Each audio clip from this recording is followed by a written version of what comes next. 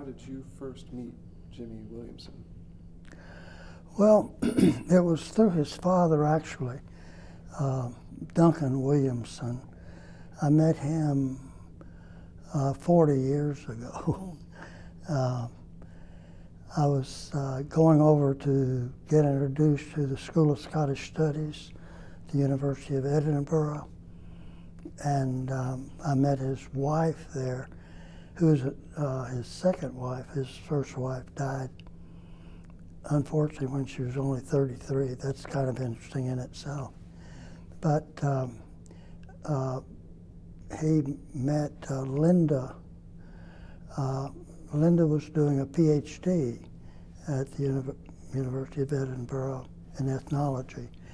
And so Duncan was her subject, and she ended up marrying him. So I was interested in Scottish studies and balladry mainly, and stories, that sort of thing. And then, in about 30 years ago, I had a leave of absence, a kind of sabbatical, and I chose to go to Duncan's house, and I spent the semester with him, and that was a great experience, getting to know fellow travelers, some really kind of principled, well-known travelers for their singing ability and narrative ability, and just premier traveling people, you know. And that was really great, you know. And that would be in Cayley's at his house, or I went with him to schools when he gave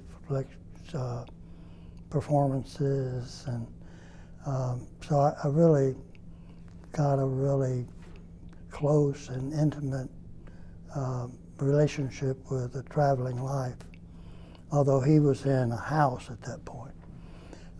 And of course I met then Jimmy Williamson and the other members of his family.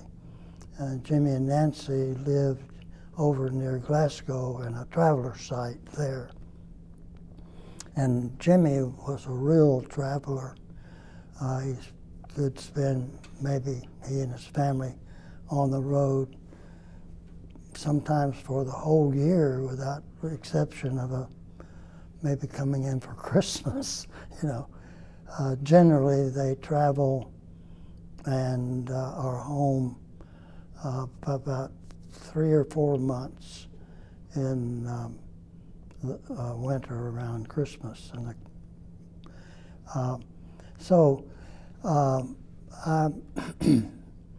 not only had stayed with his father, but I then made real good friends with them, and I had the opportunity even to go to the Isle of Mull with him and camp out and collect whelks, and which are shellfish, kind of like escargot. And I slept in a tent out there, and so in the evenings and other times, free times, I'd be able to record or listen or whatever. And I also got to go with him later, the next year, to collect daffodils in Stonehaven. They're just these fields of daffodils for marketing purposes, and travelers and other part-time workers go to pick the daffodils. And I went with them, and then we didn't stay in a tent, but in a lay-by, just where cars pull off, you know. And we were in a trailer, a camping trailer kind of, and with his family. And there were, I forgot, about 5 or more other travelers who were in their campers to pick daffodils as well. So there again, I got to know and be with Jimmy, and we've been with the whole family now, close friends for a long time. And throughout the years, I was able to initiate the Appalachian Scottish Studies program that is now the Appalachian Scottish Irish Studies program. Yeah. And so that meant that I was going for the program on alternate years with the program here at ETSU. But I would also go on even years because I have also some relatives in England, and I would make trips to England and Scotland and be with the travelers. And so I've kept in contact with him. So as far as my collecting these materials, it's a wide range, but my focus really was on the ballads at first, but stories as well, and ethics, and just lifestyles, customs, traditions, all that, you know. And that's continued since the 1990s until the present time, actually. And what drew you to him as a performer, as a singer, as a storyteller? Yeah. Well, it was looking for a good subject. You know, that's how it started, with going to his father. And then I found out that Jimmy was following in his father's footsteps. Duncan had become a kind of an international storyteller. He had been in the traveling life, though, up until the time he married his second wife in the Gellies, these big tents that they had lived in mainly in the winter months. They would use boat tents and different kind of tents in the summer months. But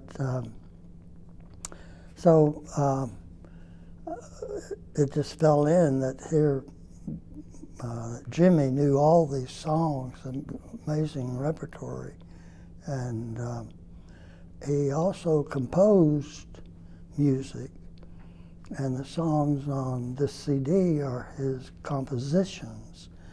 But he said, see, he had been born in the tent back in '51, I think, and lived in the tent until he got married when he was 25 years old, and they traveled, and his father was involved in different activities, had horses that he would plow with, but mainly they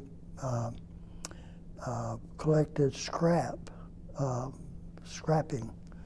And so from the time Jimmy was 5 years old, he was living the traveling life, and on the road with other travelers, then the whole business of the campgrounds at night, the storytelling, the crack, as they say. He lived until he was 25 years old. So it's not just his father's tradition, it's the whole body of traveling traditions and customs, practices. Yeah, and what is his role within that context, within that tradition? Well, he has become one of the principal storytellers, like his father. His father is now deceased, and there are other travelers, of course, who are involved in recording and public And at the University not the Edinburgh Festival, but the Edinburgh Festival, Folk Festival, then Jimmy has, like this last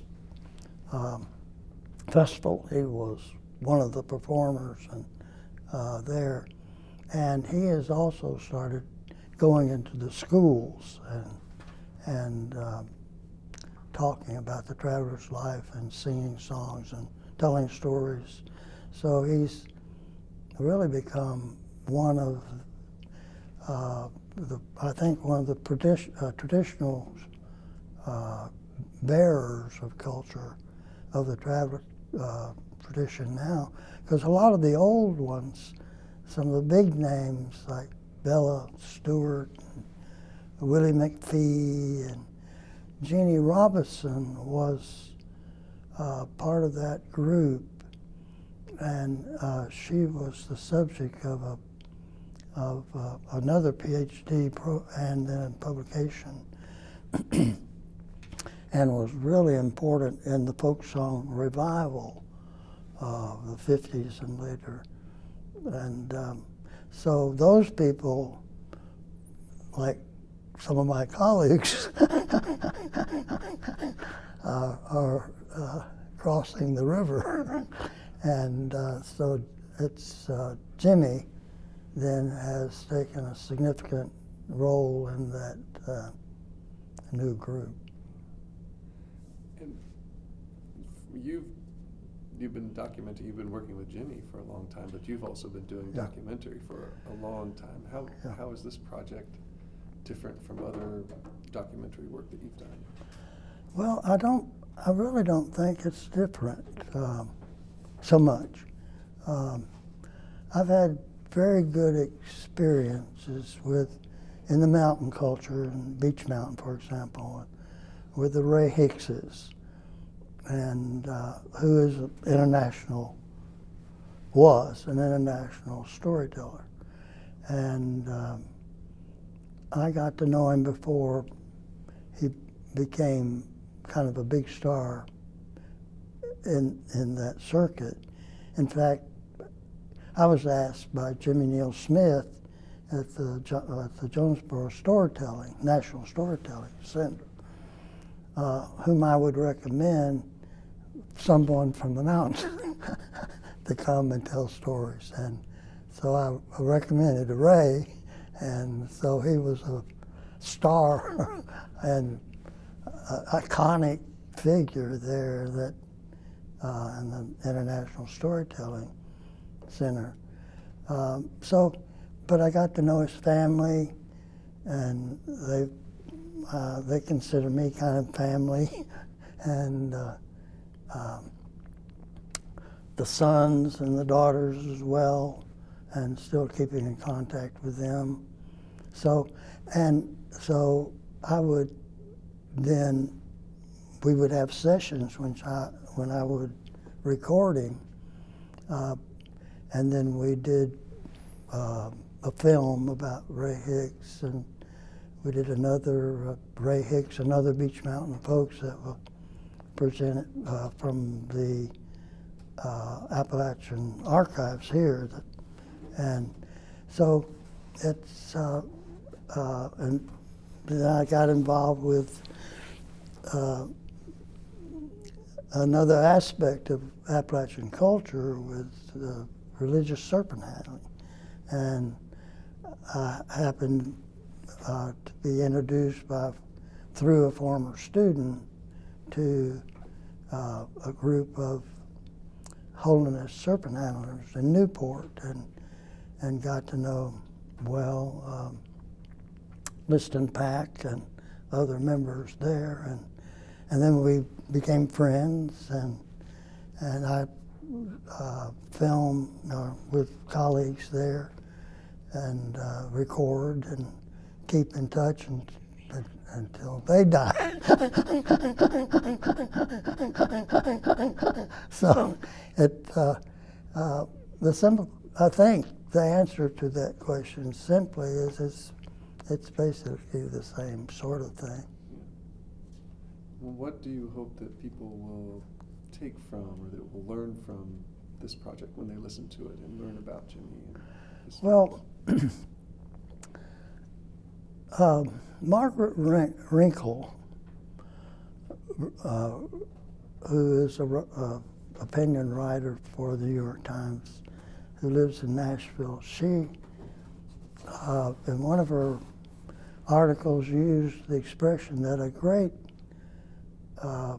work allows a person to enter safely into another world. And I just think that's a great statement. And that's really, that is a thesis sentence for me. That's what all of my research really, and these different publications, films, etc. And Jimmy, the Travelers, particularly now, that's our focus, is to have an understanding and appreciation of this culture, particularly since this culture is dying, like the ballad tradition in the mountains, like serpent handling. You know, it's really, I mean, it's decreasing in numbers, you know, and it's a big change for the Travelers.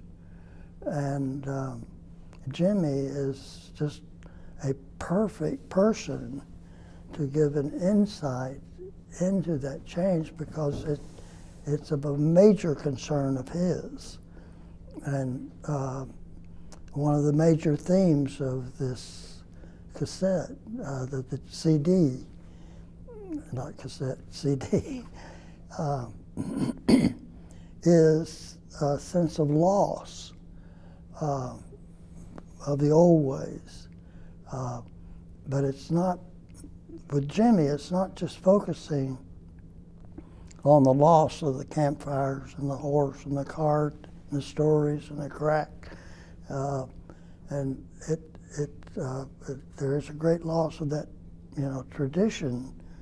But then there, in the new world, in the new society, there's a loss of that, but then there's a kind of a balance, not a balance, but an imbalance of that relationship between the past and the present. He doesn't just look romantically and romanticize the past and say, oh, you know. In fact, he satirizes it. In one of his songs, he says, those were the good old days. And he's, you know, wandering around without shoes, you know, in the wintertime, sleeping on the ground, living in a tent, not having a food, not knowing, you know, not having any funds, you know, all the rest. Those were the good old days. You know, so Jimmy is a really good, I mean, he has a great deal of perception himself about that conflict. And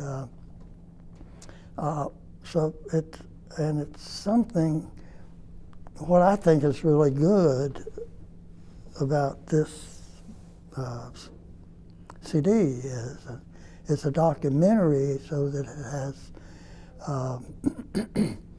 a sensitive insight, not just in a written way, because there's a biographical sketch of him that was published in the Talker as a magazine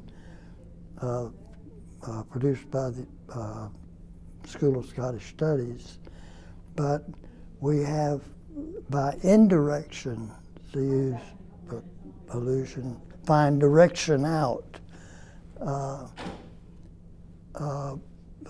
His feelings and his expression of this, of the life in these songs and his narratives, and all give us an insight, and then safely, too.